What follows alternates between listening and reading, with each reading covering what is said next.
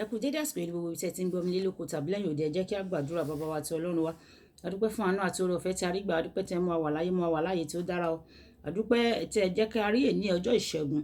A sì dúpẹ́ gbogbo àwọn ogun tí ẹ ti ṣẹ́ fún wa nílé lóko lẹ́yìn odi ní gbogbo ìrìn àjò wa ní gbogbo ọ̀nà wa. Nítorí pé ẹ kò jẹ́ kí ọ̀tá kó borí wa. Ogun ọ̀tá ẹ kò jẹ́ kó yayọ̀ ìṣẹ́gun lé wa lórí, a fi ògo fún orúkọ mímọ́ yín. Àti pé lè ní ọjọ́ ìṣẹ́gun mìíràn yẹ ò tún ṣẹ́gun fún wa ní gbogbo ọ̀nà, gbogbo ìpele ayé wa ní a ò ti rí ìṣẹ́gun. Ọ̀rọ̀ tí a ò sì gbọ́ lè ní lórúkọ Jésù yóò ṣe ayé àti ọkàn wa ní rere. Ẹ ò sì pa gbogbo òkùnkùn ayé wa rẹ́, ẹ ò sì tàn mọ́lẹ̀ sí ọ̀nà wa nítorí tí a gbàdúrà lórúkọ Jésù Olúwa wa. Àmín, àmín orúkọ Jésù. Ìwé ọ̀run ṣíṣí tí a tẹ ọwọ́ olùṣọ́ àgùntàn Enoch Adeboye kọ. Èní ọjọ́ 15 oṣù kẹjọ. Àkòrí tí a ó gbéyẹ̀wò sọ wípé láti inú òkùnkùn sí ìmọ́lẹ̀ apá kìíní. Láti inú òkùnkùn sí ìmọ́lẹ̀ apá kìíní. Àkọ́sórí wa ní òun nínú ìwé Jòhánù orí 5 ẹsẹ̀ ìkẹfà. Ìwé Jòhánù orí 5 ẹsẹ̀ ìkẹfà tí ó kà báyìí pé níwọ̀n ìgbà tí mo wà ní ayé, èmi ni ìmọ́lẹ̀ ayé.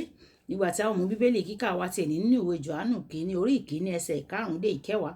Ìwé Jòhánù kìíní orí 1 ẹsẹ̀ 5 dé 10 tí ó kà báyìí pé èyí sì ni iṣẹ́ tí àwa ti gbọ́ lẹ́nu rẹ̀, tí àwa sì jẹ́ fún yín, pé ìmọ́lẹ̀ ni Ọlọ́run, òkùnkùn kò sì sí lọ́dọ̀ rẹ̀ rárá.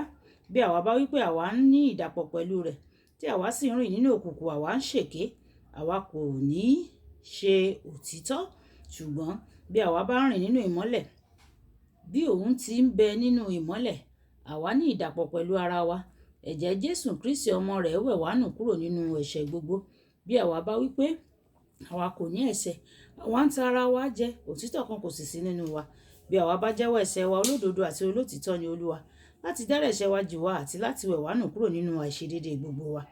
Bí àwa bá wí pé àwa kò dẹ́ṣẹ̀, àwa ń mu ní òpùrọ́, àwa ń mu ní èké, ọ̀rọ̀ rẹ̀ kò sì sí nínú wa. Olúwa kí ó bùkún kíkà àti gbígbọ́ ọ̀rọ̀ rẹ̀ ní orúkọ Jésù wa. Wàyí ẹ tẹ́tí bẹ̀lẹ̀ jẹ́ láti gbọ́ ohun tí olùṣọ́ àgùntàn Enoch Adeboye ní fún wa ní èní ọjọ́ ìṣẹ́gun. Àwọn nǹkan wà ní pàtó ní ayé tí ó ṣòro gidi láti ṣàlàyé. Ọ̀kan nínú àwọn nǹkan náà ni ìmọ́lẹ̀. Bí ẹnìkan bá bi ọ́ pé kí ni ìmọ́lẹ̀, ìwọ lè wí pé ó jẹ́ ìdàkejì òkùnkùn. Ẹ̀wẹ̀, láti ní òye ìmọ́lẹ̀, o nílò láti ní òye ohun tí òkùnkùn dúró fún.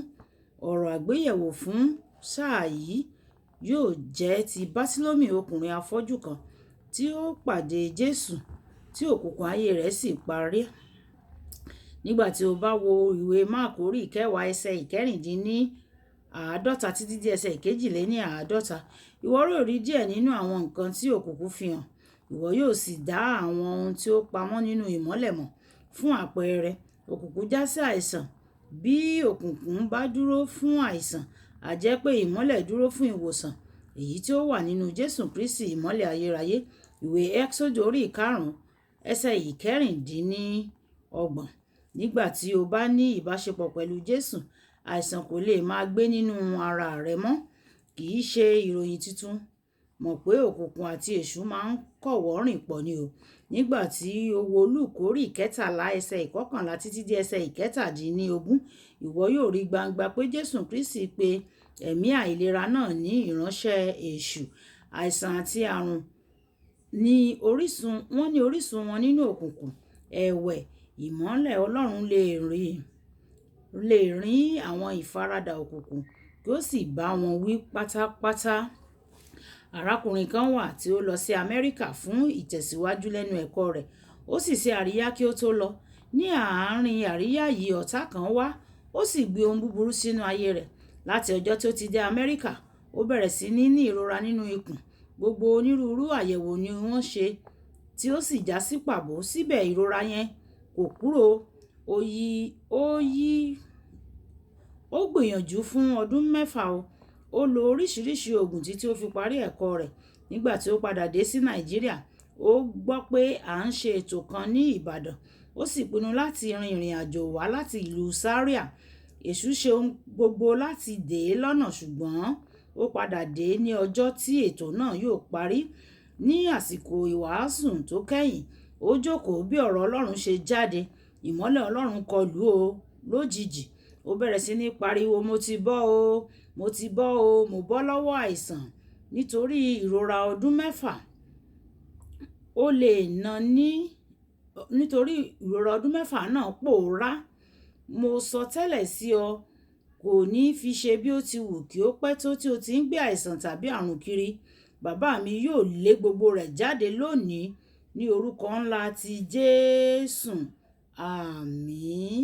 Kókó àdúrà: bàbá jọ̀wọ́ lé gbogbo ìfarahàn òkùnkùn jáde nínú ayé mi nísinsìnyí ní orúkọ Jésù. Bàbá mi, gbogbo ìfarahàn òkùnkùn nínú ayé mi, Olúwa lé e jáde kí ìmọ́lẹ̀ rẹ kí ó tàn sínú ayé mi lónìí ní orúkọ Jésù. Àmín. Kì í dùn kó pọ̀, ṣókí lọ́bẹ̀ oge. Olúwàbùkọ́lá Ayako ni ó ka ọ̀run ṣíṣí ti ẹni. Nígbà tí a ó máa pàdé ní ọ̀la, Ọlọ́run yóò ṣẹ́gun fún wa nílé lóko lẹ́yìn àjò ní gbogbo ibi tí a bá lọ. Ìpàdé wa bí oyin ó dàbọ̀.